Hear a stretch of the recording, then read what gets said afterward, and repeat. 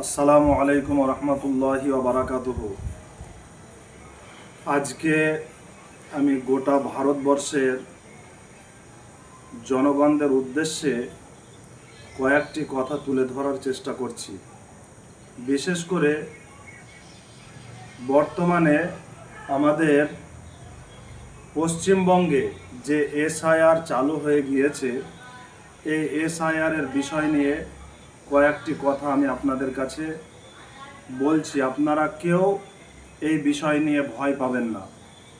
SIR এটা কি? SIR বলতে কি বোঝাতে চাইছে সরকার বা ইলেকশন কমিশন কি বোঝাতে চাইছে? এসআইআর এই শব্দের ফুল ফর্ম হলো বা পূর্ণ কথাটি হলো স্পেশাল ইন্টেনসিভ রিভিশন, অর্থাৎ বিশেষভাবে 2002 সালে যে এসআইআর লাগু হয়েছিল বা চালু হয়েছিল, 2025 সালে পুনরায় তার পুনর্বিবেচনা।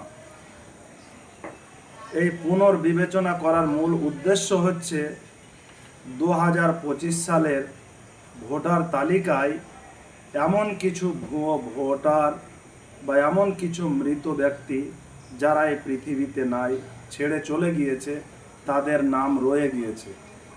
এবং এমনও কিছু ব্যক্তিত্ব 2025 সালের ভোটার তালিকায় রয়েছে যাদের একের অধিক অর্থাৎ দুটি করে ভোটার কার্ড আছে, তাদের যে কোনো একটা ভোটার কার্ড বাদ যাবে।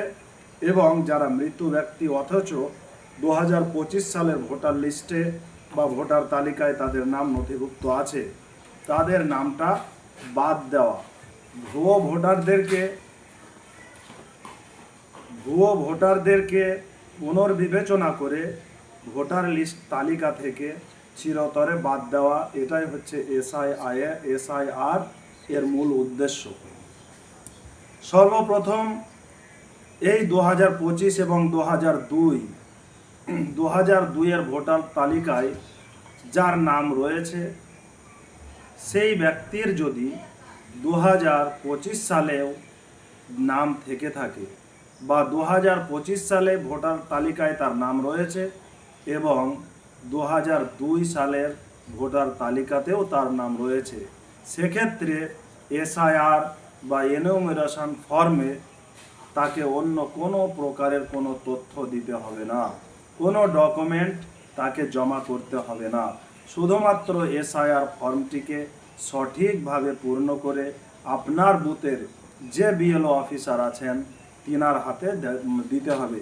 তিনি আপনার বাড়িতে গিয়ে সেই ভোটার বা সেই এসআইআরের সেই এনিউমেরেশনের ফর্মটা তিনি সংগ্রহ করবেন।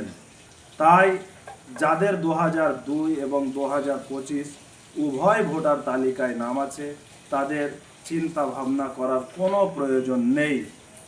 কিন্তু কিছু কিছু বিষয় এমন রয়েছে যে কারো নাম 2025 সালের ভোটার তালিকায় যদিও আছে, কিন্তু 2002 সালের ভোটার তালিকায় তার নাম নথিভুক্ত নেই।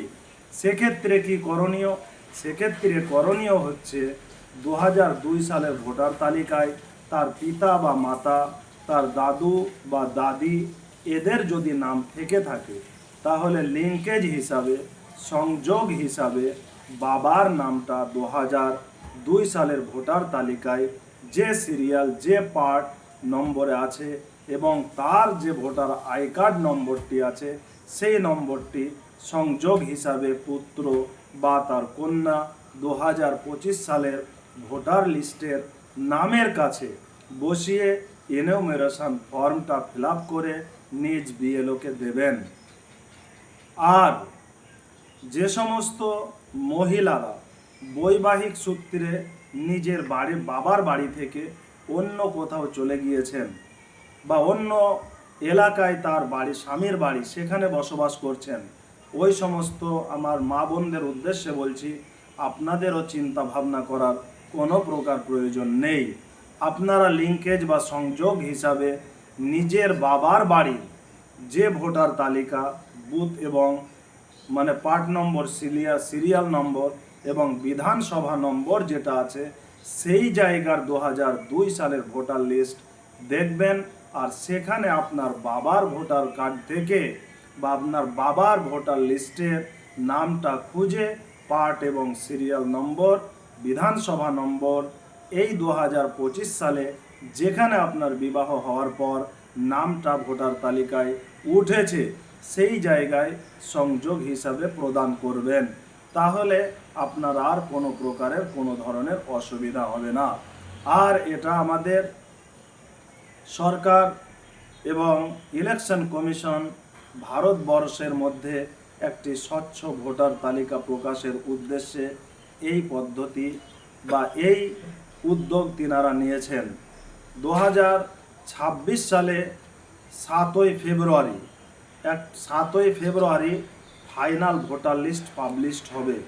তাই আপনাদের সকলের উদ্দেশ্যে আমি বলছি, আমি যে বক্তব্যটি আপনাদের কাছে তুলে ধরলাম, আপনারা এই সমস্ত ডকুমেন্টগুলো যে কোনো প্রকারে জোগাড় করে নিজের বাবার সংযোগ যিনারা করবেন, বাবার ভোটার তালিকার 2002 সালের সেই পাতাটা রেডি করে রাখুন।